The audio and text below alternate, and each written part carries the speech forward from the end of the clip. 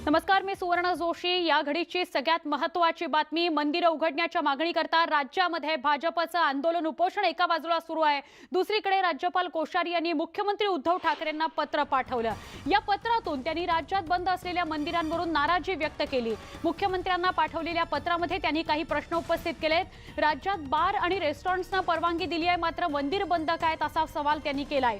त्यांच्या या पत्राला मुख्यमंत्री उद्धव ठाकरेंनीही उत्तर दिलेलं आहे।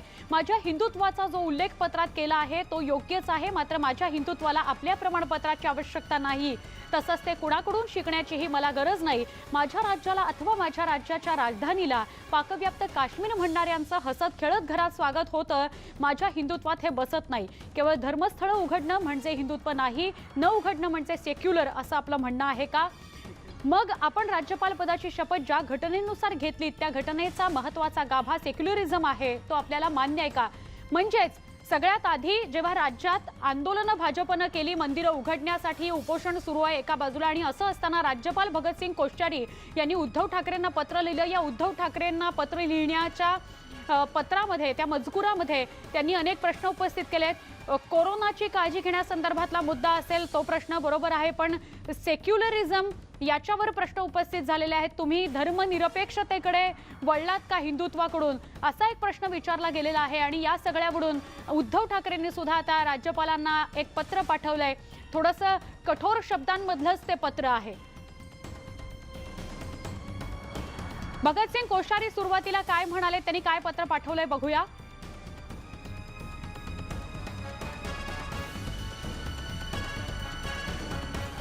जूनला तुम्ही मिशन बिगिन अंतर्गत पुनश्च हरिओम म्हणत हळूहळू एक एक गोष्टींना परवानगी देत असल्याचं म्हटलं होतं। तुमच्या या संवादामुळे जनतेच्या मनात नवीन आशा पल्लवित झाली होती, पण तुमच्या या घोषणेला 4 महिने उलटूनही धार्मिक स्थळं अद्यापही बंद आहेत। तुमच्या 11 तारखेच्या संवादामध्ये तुम्ही धार्मिक स्थळं खुली करण्याबाबत थेट आश्वासन दिलेलं नाही। एकीकडे राज्यात बार रेस्टॉरंट्स उघडण्यास परवानगी दिली आहे, धार्मिक स्थळं मात्र बंद आहेत। या दरम्यानच्या काळात काही संघटनांच्या प्रतिनिधींना माझी भेट घेऊन धार्मिक स्थळं उघडण्यात यावी अशी मागणी त्यांनी माझ्याकडे केलेली आहे। तुमच्याकडे कट्टर हिंदुत्ववादी म्हणून पाहिलं जातं। तुम्ही अयोध्येला राम मंदिरात सुद्धा गेला होता। मुख्यमंत्री झाल्यावर तुम्ही आषाढी एकादशीला पंढरपूरच्या विठ्ठल मंदिरामध्ये पूजा अर्चना सुद्धा केली होती। मग तुम्ही धार्मिक स्थळ उघडण्यासाठी टाळाटाळ करत आहात। तुम्ही अचानक सेक्युलर बनलात का? याच शब्दाचा तुम्हाला जास्त तिटकारा होता। तुम्हाला आठवण करून देतो की संपूर्ण देशभरातील धार्मिक स्थळं जून महिन्यातच उघडली आहेत। तिथं कोरोना संसर्गात धार्मिक स्थळांमुळे मोठी वाढ झाल्याचं ऐकिवात नाही।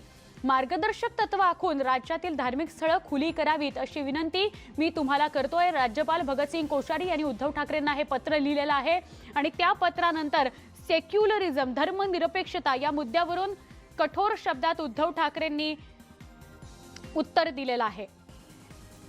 मुख्यमंत्र्यांनी राज्यपालांना काय उत्तर दिले बघा। महोदय, प्रार्थनास्थळ उघडण्याबद्दलचं आपलं पत्र मिळालं, मात्र जनतेच्या श्रद्धा जपताना त्यांच्या जीवाची काळजी घेणं सरकारचं प्रथम कर्तव्य आहे। धोका टाळून जगावं यासाठी माझं कुटुंब, माझी जबाबदारी मोहीम राबवली जाते याची आपल्याला कल्पना असेलच। आपण पत्रात हिंदुत्वाचा केलेला उल्लेख योग्य आहे, मात्र माझ्या हिंदुत्वाला आपल्या प्रमाणपत्राची आवश्यकता नाही, तसंच ते कुणाकडून शिकण्याचीही गरज नाही। राज्याच्या राजधानीला पीओके म्हणणाऱ्यांचं स्वागत करणं माझ्या हिंदुत्वात बसत नाही। धर्मस्थळ उघडणं म्हणजे हिंदुत्व आणि न उघडणं म्हणजे सेक्युलर असं आपलं म्हणणं आहे का? तुम्ही राज्यपाल पदाची शपथ ज्या घटनेनुसार घेतलीत त्याचा गाभा सेक्युलरिझम आहे, तो आपल्याला मान्य नाही का? कठोर शब्दांमध्ये उद्धव ठाकरेंनी राज्यपालांना उत्तर पाठवलेलं आहे।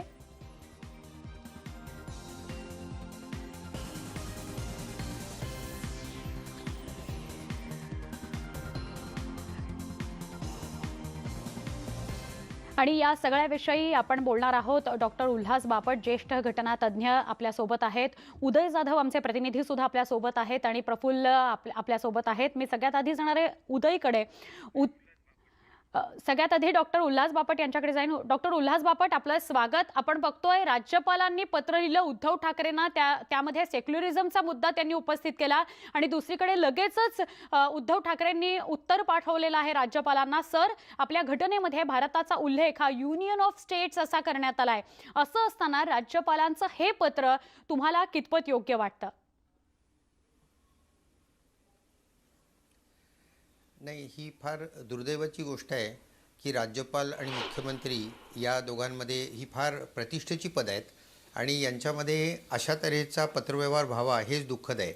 आता राज्यपाल पद जे आहे ते घटना समितीत चर्चा झाली तेव्हापासून वादात राहिलेलं आहे. आता राज्यघटनेतलं 155, 156, 163, 64, 67 ही जी कलमं आहेत ही सगळी मी सांगत बसत नाही, त्याचा गोषवारा सांगतो की राज्यपाल यांची नेमणूक राष्ट्रपतींकडनं होते आणि त्यांना पदावरनं दूर करण्याचे अधिकार राष्ट्रपतींचा आहे आणि हा दोन्ही अधिकार जे आहेत ते पंतप्रधानांच्या सांगण्यावरनं वापरले जातात.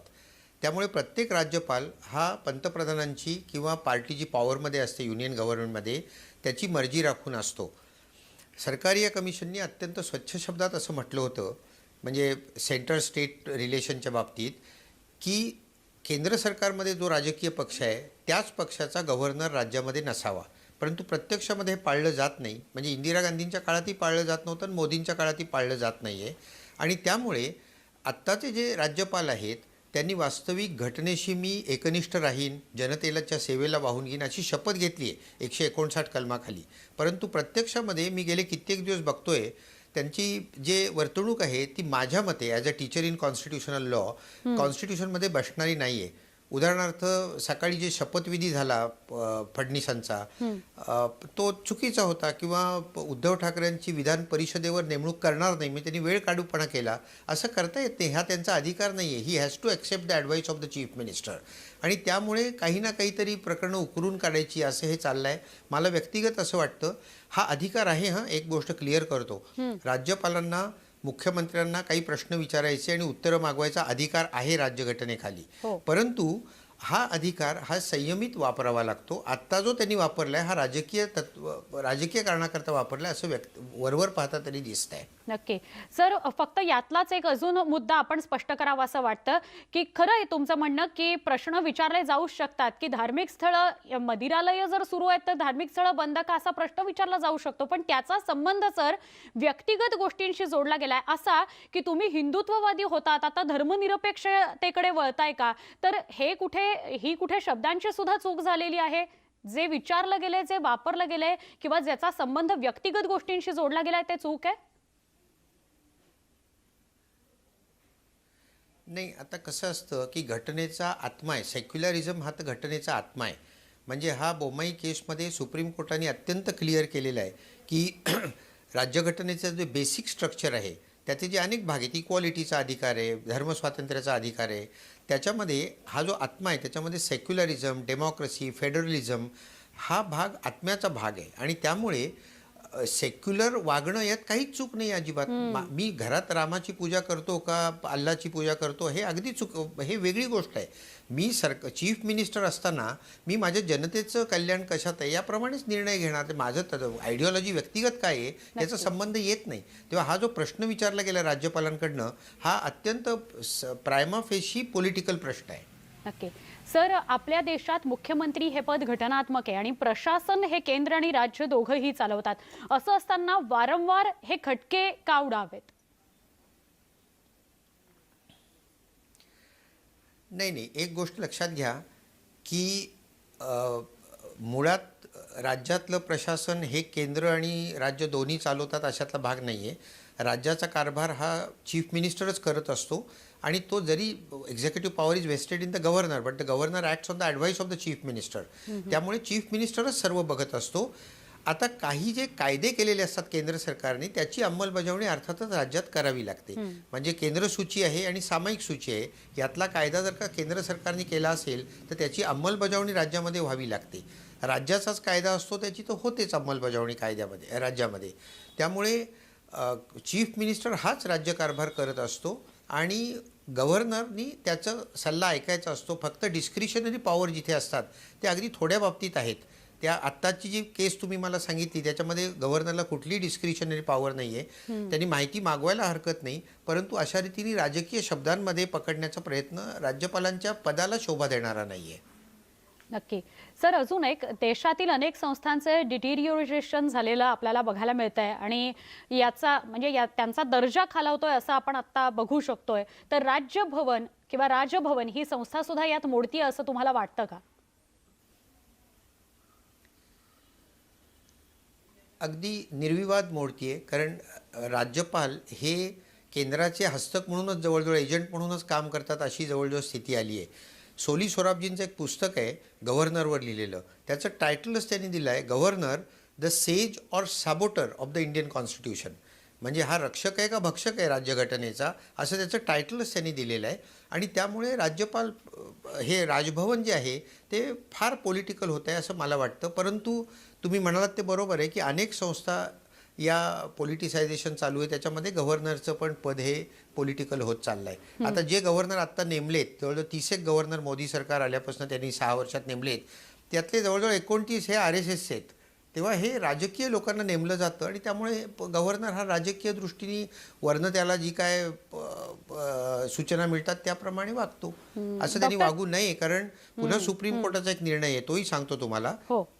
सुप्रीम कोर्टाने असं लिहिलं आहे की राज्यपालांनी लक्षात ठेवावं की ते केंद्र सरकारचे नोकर नाही आहेत, तर ते त्या राज्याचे घटनात्मक प्रमुख आहेत आणि त्यांनी स्वतःची जी शपथ घेतलेली आहे त्याप्रमाणे राज्यकारभार चालवावा. सर, एकच फक्त इथे अजून मुद्दा उपस्थित करते. जसं आपण राज्यपालांनी जे प्रश्न उपस्थित केलेत त्याच्याविषयी बोलतोय, तसंच उद्धव ठाकरेंनी सुद्धा एक त्यांच्या उत्तरामध्ये उल्लेख केलाय की पाकव्याप्त काश्मीर असा मुंबईचा जे उल्लेख करतात त्यांचं आपल्या घरामध्ये, आपल्या निवासस्थानामध्ये स्वागत होतं, हे कितपत योग्य वाटतं आपल्याला, असा जो प्रश्न उपस्थित केलाय. त्यावेळेला जेव्हा ही घटना घडली होती तेव्हाही खूप चर्चा झाली होती आणि खूप आरोप प्रत्यारोप झाले होते यावरून की कंगनाचं स्वागत केलं गेलं त्यांच्या निवासस्थानी किंवा तिचं ऐकलं गेलं.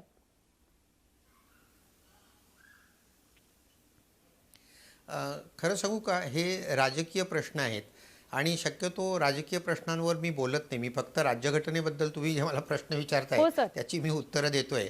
आता हे उघड राजकीय होतं की कंगना कोणाच्या बाजूची आहे, रिया चक्रवर्ती कोणाच्या बाजूची आहे, हा आपला म्हणजे मी त्याच्यावर नाही बोलू शकत. नक्की सर.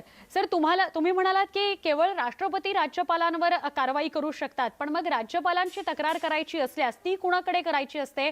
राष्ट्रपती प्रत्येक वेळा इतके ऍक्सेसिबल असतील असं नाही. नाही, मार्ग तेवढा एकच आहे. म्हणजे घटनात्मक मार्ग जो आहे तो the governor is appointed by the president and holds office during the pleasure of the president, हे वर्डिंग आहे कॉन्स्टिट्यूशनमधलं. आणि त्यामुळे जो नेमणूक करतो त्यालाच ती इन्स्टिट्यूशन कंट्रोल करायचा अधिकार असतो. त्यामुळे राज्यपालांना कंट्रोल करण्याचा अधिकार हा राष्ट्रपतींचाच आहे. तर त्यांच्याकडेच तक्रार करावी लागेल आणि ते त्यांना काढू शकतात कुठल्याही क्षणी. परंतु तसं कुठलं काही होणार नाही आहे या ठिकाणी, कारण त्यांना पंतप्रधानांच्या सांगण्यावरूनच नेमलेलं आहे आणि पंतप्रधानांनी सांगितलं काढा तर ते काढू शकतात किंवा राजीनामा द्यायला सांगू शकतात. नक्की. डॉक्टर उल्हास सर, एक अजून वेगळा प्रश्न आहे. राज्यपाल पदाचा उल्लेख आहे ते खरं आहे, पण राज्यपाल ही संस्थाच कालबाह्य झाली आहे असं तुम्हाला वाटतं का?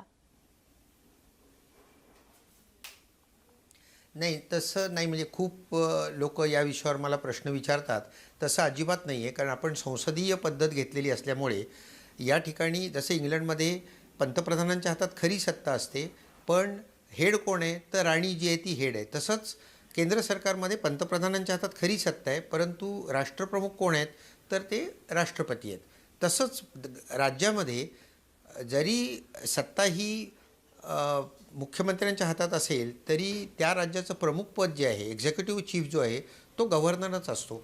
कारण चीफ मिनिस्टरला कोणाला चीफ मिनिस्टर म्हणून बोलवायचं किंवा राज्यामध्ये घटनात्मक रीतीने कारभार चालला नसेल तर राष्ट्रपती राजवटची शिफारस प्रेसिडेंटकडे कोणी करायची, तर ते सगळे राज्यपालांच्या ड्युटीज आहेत. हा त्यांचा डिस्क्रिशनचा भाग आहे. तर राज्यपाल पद हे असणं अत्यंत आवश्यक आहे संसदीय लोकशाहीमध्ये.